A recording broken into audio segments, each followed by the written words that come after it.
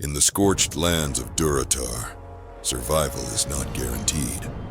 Today we follow Grathok, a young orc, cast adrift in a world that offers no mercy. He has no allies, no family to call upon in times of need. Armed only with his limited survival knowledge, rusty weapons, and the meager skills of his own hands, he must endure. Every scrap of armor, every weapon, must be taken from the fallen, or forged in struggle. Will Grathok endure the harsh trial ahead and claim his glory, or will his name be lost and forgotten? Find out in this week's installment of Glory or Death. From Carve, fellow warriors, and welcome to the Glory or Death Challenge. This is Grathok, the Orc Hunter, a lone survivor navigating the harsh world of Azeroth. One life is all he has, there's no second chances. We're playing solo self-found, which means we're all alone. No trading with other players or using the auction house. But we're taking it one step further. We're also not allowed to use any quest rewards we acquire. Any that we will get deleted, and all gear we use must be either dropped by our kills or made using professions. This is a journey of survival, skill, and cunning. One misstep could mean the end. The hunt begins now, so let's get started. Now that everything's laid out and we know the rules of survival, it's time to begin. Let's grab our first quest and take those first steps into the unforgiving land of Durotar. Since we can't rely on quest rewards for gear, we'll be depending on what drops from our enemies. Hopefully, we'll get some decent pieces early on to give us a fighting chance. I honestly don't even know why I decided to take on this challenge. I've dabbled in hardcore a handful of times before, first with the old add-on, and then later when Blizzard released it officially. I mostly played solo, and I think the highest I've ever got is around level 30, so let's see how this goes. Alright, time to get accustomed to the local wildlife here in the Valley of Trials. First up, boars. Let's hope their pockets are stuffed with loot, because every piece we find out here matters. And wow, just like that, our very first drop of the challenge. Some rugged leather boots. Not bad for our first find. Let's get these bad boys equipped. Every little bit helps in this challenge. And there it is, level 2. Only 58 more levels to go. This is easy.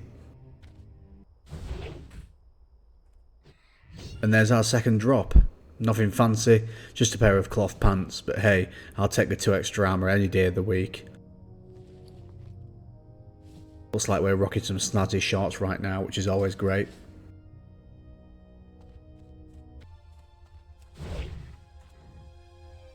Boom! And on the very next kill, a double whammy. A ragged leather vest and a small green pouch. A sign from the gods, I think. That's a massive early game win. Okay, so that's the boars done, so let's get back, hand this quest in, delete the quest reward. I need to get into a habit of not even looking at the quest rewards anymore because obviously we're not going to use any of them. Okay, let's get the cactus apples smashed and the scorpions purged.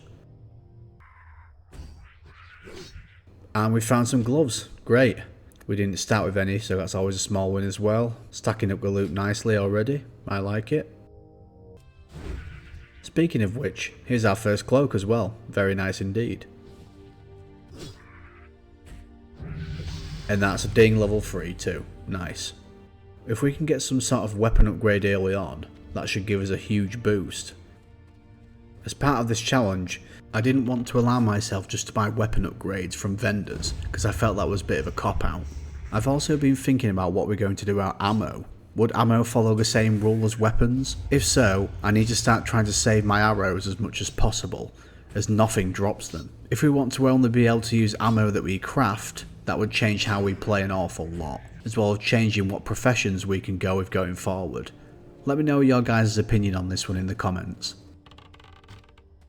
Okay, so let's get these vile creatures mopped up and we'll head back to base camp to hand in our quests, and then it's time to smack some peons.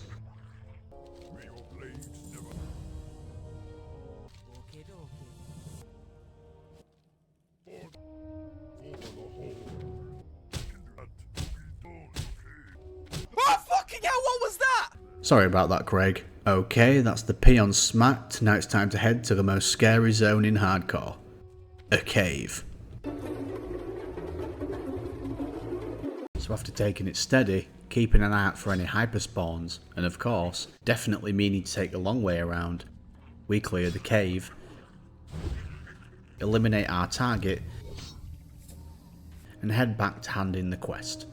We sell a few pieces of junk at the shop and head back for the pickaxe. While there, we get another 6-slot bag.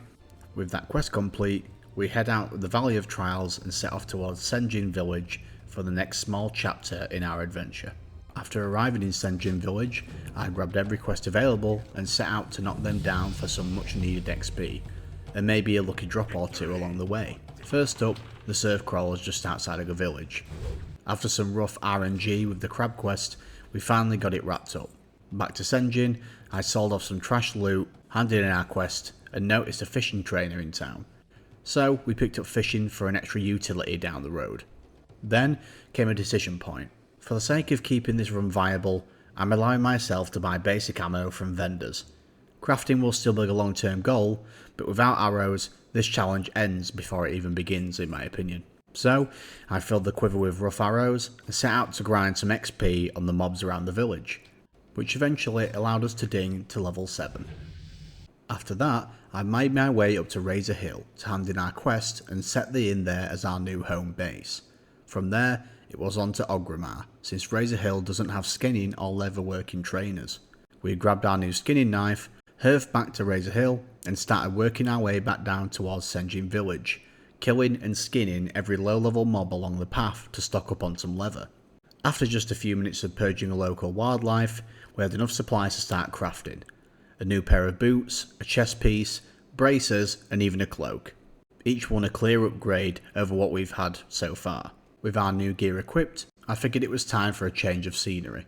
I headed out to the islands just off of the coast to hunt down some tiger furs for our next quest. Once that was wrapped up, it was back to the village to hand everything in. While I was there, I picked up the fishing rod for a local vendor and took a moment to relax by the village pond, much to the amusement of the locals, I'm sure. I'm sure it will pay off for us in the long run though, as this will work well with the cooking skill later on. Once my short fishing spree was over, I headed back up to Orgrimmar to learn cooking. Since we can't rely on quest food, it's going to be vital for keeping ourselves fed. And I also want to plan ahead. When we finally tame a pet, I need a stockpile ready to keep its loyalty maxed out at the very start. While in the city, I also leveled up leather working a little bit further, which let us craft some hand-stitched leather pants and leather belt. Solid upgrades, but it was a little bittersweet retiring our beloved snazzy shorts. You've served us well, snazzy shorts, you will be never forgotten. With all that handled, I made my way back down towards Senzhin to deal with the centaur threat. We tore up their battle plans, handed in the quest, and then pushed on to Razor Hill to see what else was available. I picked up a few quests within our level range and set my sights southward. Time to take on the Cult Tyrants. After a close call with some surprise spawns behind me, I pushed deeper into the keep to take out the captain. I grabbed a letter from his chest and made my escape by leaping from the roof like some sort of action hero. From there, it was back down to the islands, this time hunting raptor eggs and purging the area of evil trolls. The voodoo trolls hit harder than the rest, so I took my time and played it safe with these. With them out of the way, I stole a skull from the pile and defeated the troll boss, who turned out to be much easier than some of his lackeys, and then returned to the safety of Senzhin and finally Razor Hill for some well-earned XP. After picking up a few follow-up quests, we went for a bit of a skinny dip to recover some gnomish tools, and then that pushed us just enough to ding level 10, a huge milestone for the run, and it feels good to finally hit double digits. So let's waste no time and let's get our beast taming quest done so we can get our first official pet. So we tamed a boar, crab and scorpion, using them along the way to get some more quests done around Razor Hill to save some time. We also found a rare spawn during our travels, but unfortunately the cape that dropped from it wasn't as good as our handcrafted one. With the mini-series of beast taming quests out of the way, I headed back up to the capital to learn how to make a new quiver with 2 extra ammo slots. After speaking to the war chief and gaining the ability to tame our very first pet, we head back towards Razor Hill. On the way, I spot a boar at the side of the road and decided to bring him along for the ride. We take a short journey to Razor Hill together and head to the inn.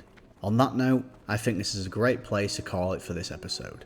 But let's first name our trusty sidekick. So, without further ado, say hello to Bob the Boar. While myself and Bob rest in the inn, let me know what your thoughts are of this episode.